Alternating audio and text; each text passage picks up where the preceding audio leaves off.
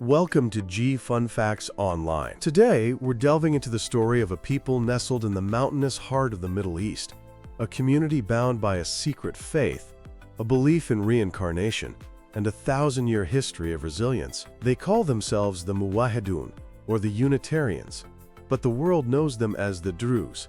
This is a religion you cannot convert to. You can only be born into it. Their story begins in one of the most turbulent and fascinating periods of Middle Eastern history. To understand the Druze, we have to travel back in time to 11th century Cairo, the capital of the powerful Fatimid Caliphate. The empire was ruled by a man who is central to their entire faith, the sixth Fatimid Caliph, Al-Hakim bi Amr Allah, which translates to the ruler by God's command. Al-Hakim was, to put it mildly, a controversial figure. He came to the throne at age 11, and his reign was marked by bizarre and often brutal edicts. He banned certain foods, restricted the movement of women, and in a move that shocked the Christian world, he ordered the destruction of the Church of the Holy Sepulchre in Jerusalem.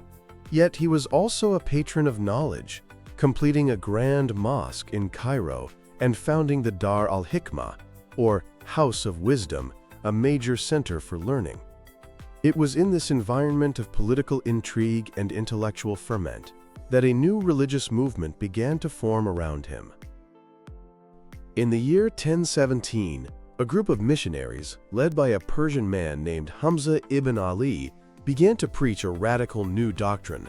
They declared that Al-Hakim was not just a divinely appointed leader, but the final and direct manifestation of God in human form. This concept, known as theophany, became the absolute cornerstone of the new faith. The idea that the caliph was God walking on earth was met with riots and fierce resistance in Cairo. But the movement persisted, supported by Al-Hakim himself. Interestingly, the name Druze comes from another early preacher, a Druze, who was later branded a heretic by the faith's true founder, Hamza ibn Ali, for distorting the teachings. But the name stuck. Then came the pivotal moment, the event that defines the Druze faith to this day.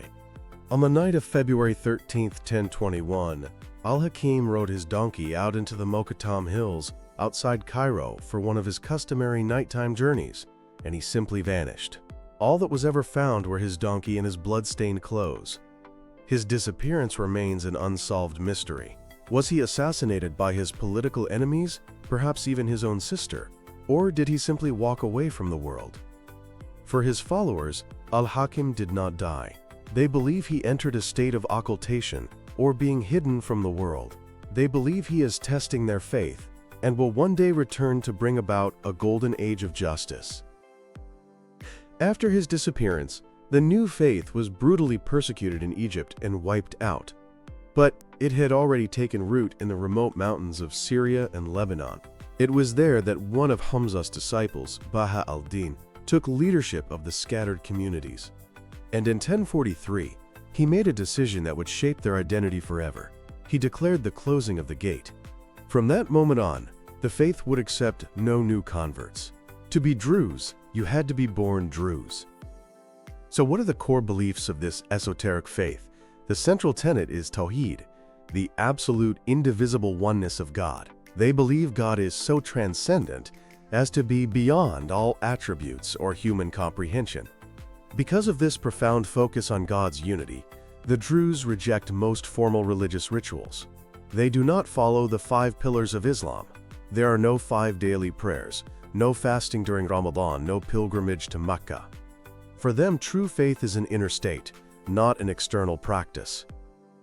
Their foundational text is a collection of 111 letters called the Rasail al-Hikmah, or the Epistles of Wisdom. These texts, containing the core doctrines and philosophy, are not available to the public or even to all Druze.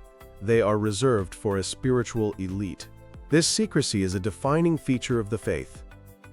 But perhaps the most distinct and fascinating belief is reincarnation, or what they call taqammus. The Druze believe that a fixed number of souls were created at the beginning of time. When a person dies, their soul is immediately reborn into a newborn Druze infant. This cycle continues, lifetime after lifetime, until the soul purifies itself through ethical living and is finally reunited with the divine. This belief is the theological reason why they don't accept converts. All the souls who chose to be Druze did so in the 11th century, and they are now part of this eternal cycle. It also creates an incredibly powerful sense of community. Every Druze is the reincarnation of a past member. This unique theology shapes their entire social structure, which is divided into two groups. The vast majority are the Juhal, or the uninitiated. They are not taught the esoteric secrets of the faith, but are expected to live by its strong ethical code, which emphasizes truthfulness and absolute solidarity. Then there is the minority, the Uqqal, the wise or initiated. These are men and women who choose a life of piety, study the sacred texts, and abstain from alcohol and tobacco. You can often recognize them by their modest dress. Men wear a white turban, and women a white headscarf. The Uqqal serve as the moral and spiritual guides for the community.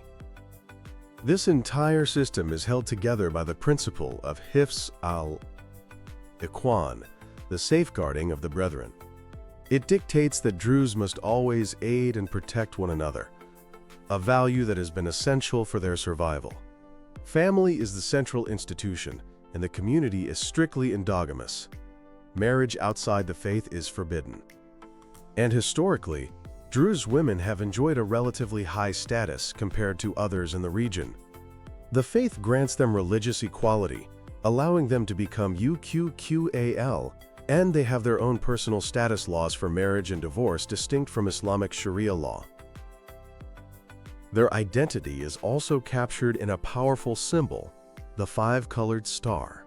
Each color represents a core cosmic principle: green for the universal mind, red for the universal soul, yellow for the word, blue for the cause, and white for the effect. After being pushed out of Egypt, the Druze found a permanent home in the rugged mountains of the Levant. This terrain became their fortress and the cradle of their political power. They emerged as fierce warriors during the Crusades, fighting alongside Muslim rulers like Saladin against the European invaders. Later, under the Ottoman Empire, powerful Druze feudal families carved out a realm of semi-autonomy in the mountains of Lebanon. The most celebrated leader was Fakhr al-Din II, who in the early 17th century united the Druze and Maronite Christian communities, creating the foundation of modern Lebanon. He built a professional army, forged ties with European states, and acted like an independent king until the Ottomans finally had enough and executed him. Their reputation for fierce independence was cemented during the French Mandate period after World War I. In 1925, the Great Syrian Revolt erupted from the Jabal al-Druze, or Druze Mountain, led by the charismatic chieftain Sultan Pasha al-Atrash. His slogan was, "Religion is for God, the nation is for all." Although the revolt was eventually crushed by the superior French military, it became a seminal moment in Syrian nationalism, and al-Atrash is still revered as a national hero who rejected French offers to create a separate Druze state. Today, the drawing of modern borders has left the Druze as a significant minority in three main countries, each with a unique story. Syria is home to the largest Druze community, concentrated in the southern province of As-Suwaida. During the Syrian civil war, they tried to maintain a precarious neutrality, defending their own areas from both the Assad regime and extremist rebel groups. But this balance was shattered by a devastating outbreak of violence. What began as local clashes escalated when government security forces intervened, reportedly carrying out a massacre of Druze civilians. The violence triggered a regional crisis, with Israel launching airstrikes to, it claimed, protect the Druze, an intervention that was met with deep suspicion by Druze leaders in the region. This has left the Syrian Druze community facing an existential crisis. In Lebanon, the Druze make up only about 5% of the population, but they play a hugely influential role in politics. For decades, the community has been led by the Jumblat family. Walid Jumblat, a master of shifting alliances, became one of Lebanon's most powerful political kingmakers for decades before passing the torch to his son, Tamur, in 2023. Finally, there's Israel, where the Druze have a unique and complex position. Unlike other Arab citizens, Druze men are subject to mandatory conscription in the Israeli army. This covenant of blood dates back to the founding of the state. As a result, many Druze are highly integrated, reaching high ranks in the military and politics. However, this loyalty has not always translated into full equality. Many feel they face discrimination, and the controversial 2018 nation-state law, which defined Israel as the nation-state of the Jewish people, was seen by many Druze as a betrayal that relegated them to second-class status. Beyond the Middle East, a significant diaspora exists, with large communities in places like Venezuela and the United States. Their biggest challenge is preserving a closed, insular identity in an open, multicultural world. The rule of endogamy is particularly hard to maintain, and community organizations work hard to help young Druze connect with their heritage and with each other. For 1,000 years, the Muwahidun have navigated the treacherous currents of history. They are a people defined by a secret faith, a powerful sense of solidarity, and an unyielding will to survive. From the mystical proclamations in Fatimid Cairo to the battlefields of the Crusades and the complex politics of today, their story is a profound testament to the power of community. Today, they stand at another critical juncture, facing existential threats in Syria and complex questions of identity in Israel and beyond. The future of this people of the mountains, like their past, will be a story of extraordinary resilience. Thank you for listening to G Fun Facts Online.